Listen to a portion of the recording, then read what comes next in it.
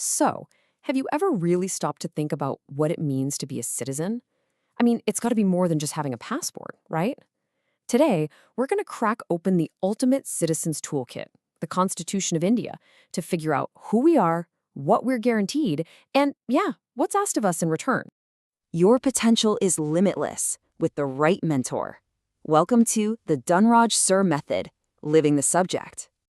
That's a pretty powerful idea, isn't it? A great mentor can totally unlock someone's potential. But think about that on a bigger scale.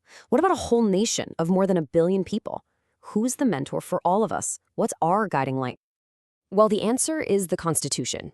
And it is so much more than just a dry legal document.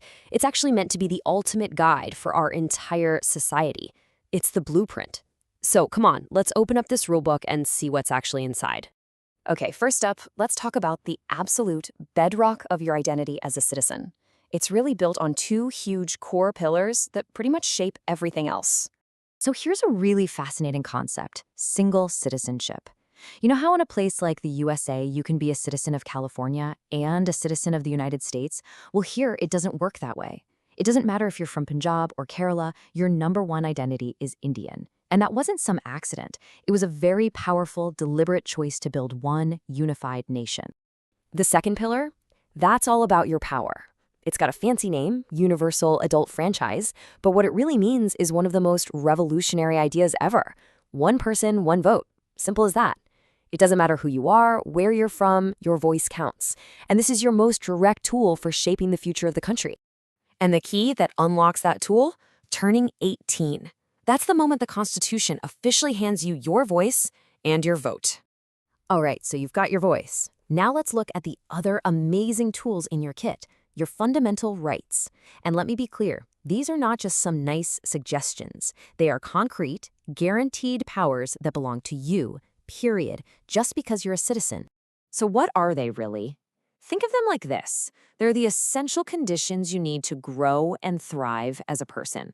They're the basic freedoms that shield you from unfairness and make sure you and everyone else can live with dignity.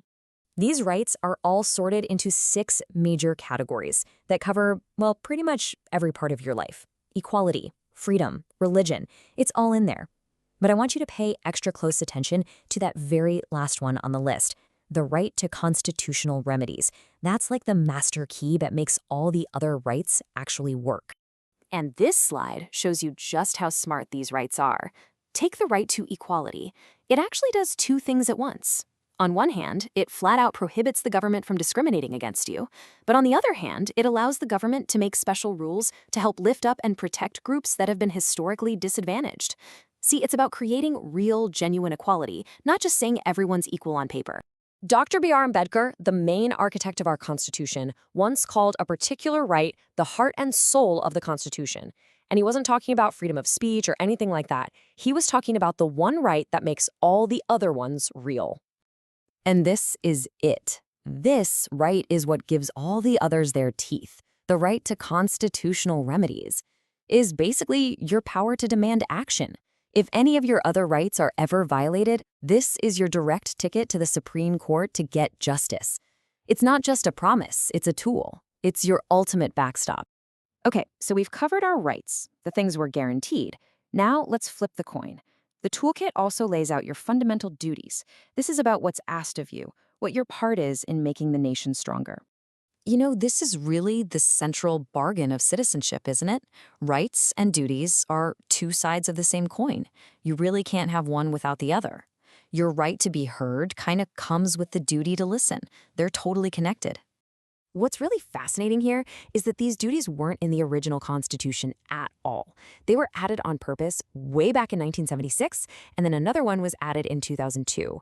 And that really shows you something. It was a conscious decision to remind everyone that being a citizen is an active job, not a passive one. And these duties, they're not just about big abstract ideas. They actually operate on a few different levels. You've got duties to the nation, of course, like respecting the Constitution. Then you have duties to other people, like promoting harmony. And you even have duties to yourself, to keep learning, to ask questions, and to always try to be better. And this brings it all together so perfectly. The connection is just so direct and clear. You have a right to life. And on the flip side, you have a duty to respect everyone else's life. It's a perfect little loop that shows exactly how a healthy society is supposed to work. So here we are. We've arrived at the complete picture of a citizen. Someone who not only knows how to use the power of their rights, but also understands and fulfills the responsibilities of their duties. When it comes right down to it, it's all about this balance. Your rights, they're your shield. They protect you and they guarantee your freedom. But your duties, well, that's your contribution. That's how you actively build a stronger, better society for everyone. You really can't have one without the other. So, the toolkit is right there, in your hands. It has your protections, your powers, and your responsibilities all laid out. The only question that's left is, how are you going to use it?